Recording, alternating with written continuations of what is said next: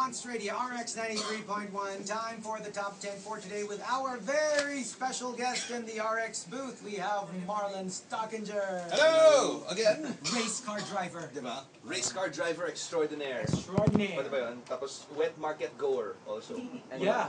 Jeepney driver. Diba? And Tagalog speaker. Tagalog speaker. And we're actually, we took an epic pic. We'll post it in a bit. We posted it already. Oh, it's already there? It's already on Okay. Facebook.com Let me check. /RX931. Retweet. Yep. If you're following at RX931, hey, it's I am Stockinger. Yeah. On Twitter. Letter Right? I, letter M, Stockinger. And I also have a Facebook fan page, and it's just my full name, Marlon Stockinger. Stockinger. So all the racing, all the activities and news, all the behind-the-scenes stuff is there. All the profile pictures. So, And it's all done by me, so it's Oh, wow. really personal. Oh, cool. So I started the whole thing. Wow, really? a couple At years saka ago. you have a website, right? Yeah, the website's not by me. I don't have the It's not capability you. to do that. Yung but- Facebook page daw, he actually updates it while he's racing on one hand. Actually, sometimes tweet in the car. Currently turning left at 180 miles per hour. Anyway. Alright, the top 10? Okay. Yeah. Okay. Si Manong Driver. That's what we should call Marlon. Right? Si Yes, Manong yeah. Driver. We'll- Oh, from Manong Driver. here on out, we'll refer to you as Manong Driver. Okay, so we've got the top 10 driving pet peeves. Let's start off with Jegger G. Yung si Mamang jeepney driver, nagmamaneho habang nagbabasa ng dyaryo. I don't get how they can do that. Reading a panty tonight. Di ba? But then those are smaller kasi. They're No, probably, but still, I mean, reading a text message already like takes out so much of your focus. But a tabloid. Imagine a newspaper. Baka they're just reading Cerex. You know Or Cerex? baka they're just looking at the photos. Ikaw, you do know Cerex, right? No. I know Cerex the movie. What's Cerex the movie? It's a no. It's It's an art film. It's a no, exactly. No, because in those tabloids, there's a Cerex. Parang it's a fake. This was like in the 70s or Ah, something. no, pala. It's supposed to be like a sexy thing. In the newspaper. Is it an advice? No. No, it's stories. A story, sexy story. Alam ko talaga. Regular kasi nagpapadala si Chico doon. He's a regular ano. Alright, and then Midnight Cree says, yung nagmamadali ka, tapos may banggaan ng bus at saka ng truck. Tapos parang may taping si Optimus Prime at the end. Wow. It's all like big Because it's all vehicles.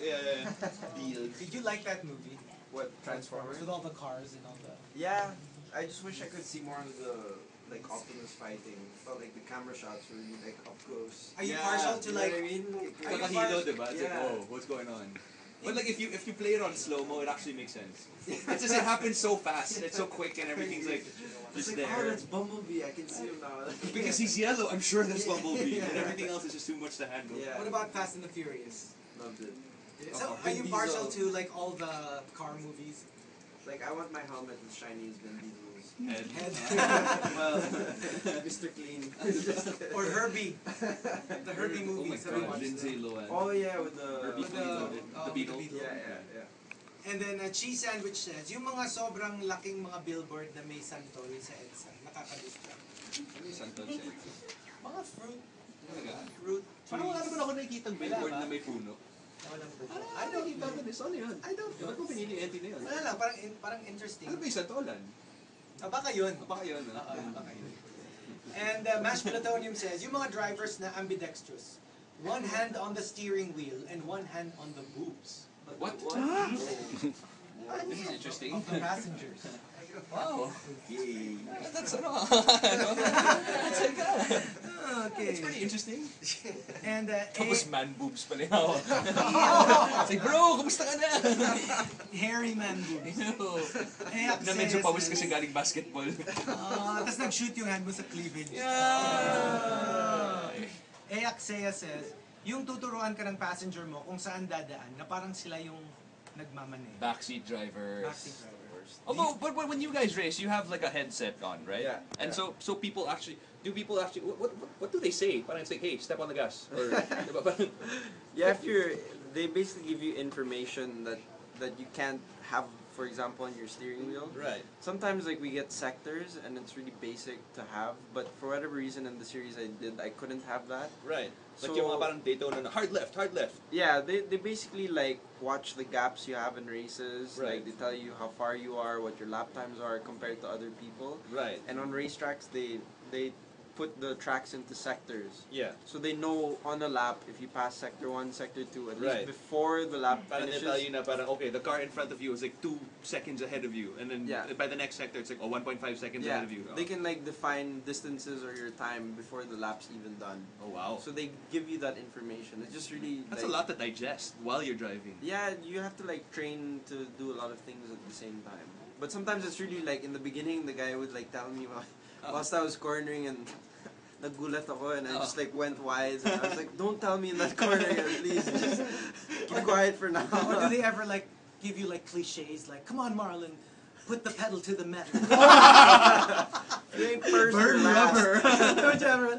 Burn rubber, not your soul. Or parang did they ever have like a deep, meaningful conversation na parang, you know what, bro, I'm really trying to find out what the meaning of life is.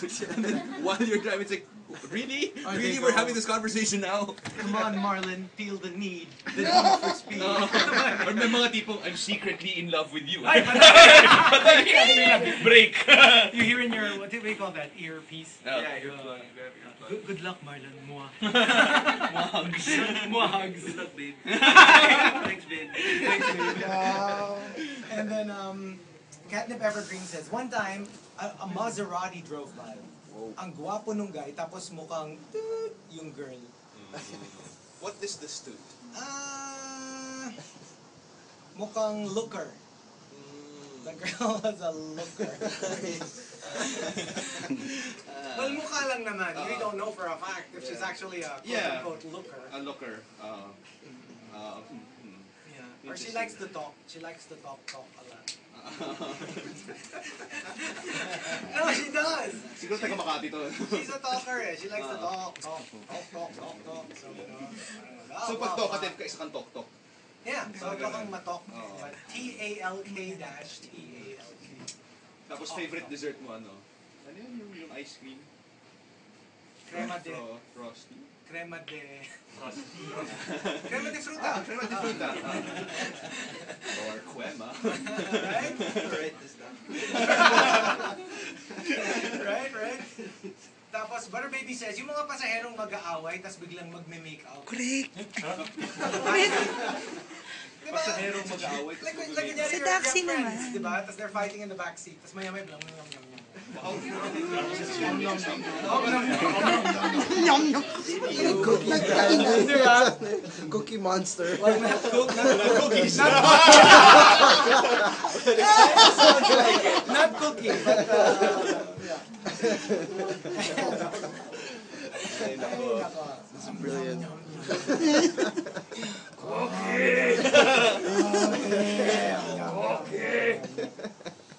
And then, Avria Chocolate says, yung hindi mo alam, nilinis ni Yaya yung car, tapos kinuha yung slippers. Eh, naka-high heels ka. Oh, yeah. Have you ever tried driving in heels? In high heels? It's not fun. I've tried. I'm here. Yeah, here it's uncomfy. Diba? Kasi diba when driving, you have your heel to the Yeah, so you if it's don't- high heel, nagsi-swivel yung... You don't want to mess up the rest of it. Alam ni Chico. No. Coming from experience. Yeah. Too so hard. No, I wear flats lang. I wear wedge. Wait. And the entry that caps off the bottom half of the top 10, si Malius din pala. Yung you have your acquaintances sa backseat, tas doon naghaharutan. Why would you do that if you're in a friend's car? Isn't that awkward? I mean, your friend can see you like, Well, nom-nomming. I've on several like drunken occasions, I've seen friends make out in the back. Barkada mo? Oh, After basketball game? Brad. Tama na yan. No, but seriously, like, you know how after like a night of drinking, it's like, You know what's awkward? Like you're out of town with friends. Tapos, you're all drinking, di ba? Tapos you want to stop drinking na kasi, well, you're drunk. Yeah. And kinukulit ka ng your barkada. So you pretend to be asleep on the bed. So they think you're drunk and asleep. Right. Tapos biglang in comes two friends and they start like making out on the bed because they think you're So I'm asleep, but guessing you're this not. happened to you. You know what's even more awkward? It was so awkward. I was like, I'm not asleep yet. Don't do And then that. you know what's even more awkward? Okay, so imagine this. Your two friends are sitting in the back of the car with you, and they're making out. And then Yeah. what your guy friend starts, getting all frisky and whatever, right? Yeah. They start grabbing stuff, and then they accidentally grab you. That's You awkward. know what's even more awkward What? is when like they're making out and then the driver turns his rearview mirror to watch the couple watch? making out. God, yeah. Yeah, I'd know because I was the driver. Okay. And then you get your phone. And you start recording the Marlon Stockinger car passenger scan. Kasi it's not his man. It's not his. The car It's the passenger. car passenger. Alright. Okay, so Yun. yun. The top 10 driving pet peeves. Just key in RX, space your entries, and send them to 2299, or tweet us via twitter.com/RxTeamer. Just include our two hashtags, hashtag the morning rush and hashtag driving pet peeves. And hey, if you have any questions for Marlon, you can send them Yes. over. You can tweet at me na lang. Yes. At Ginoboy, GINOBOI. Or, you know what, better yet, you can course it through at RX931 as well. Alright. So if you have any questions, go for it. He's going to be joining us still later on. Yay. And we've still And got the epic wrap-off. The epic wrap-off is coming up. Which Marlon has to be ready yet. for this. I'm because- so ready. No, Kasi I parang- just have to warn you, Yeah. Kasi the wrap-off is a two-part thing. So you got Gino's all gangsta. Yeah. And I take care of the judge. Okay, so Like he redefined I Jeju. redefined judge rap. I'm just saying like Sabukuta. Oh, there. See? Oh my gosh. Right? Oh, there you go. That's his thing. Stupid love.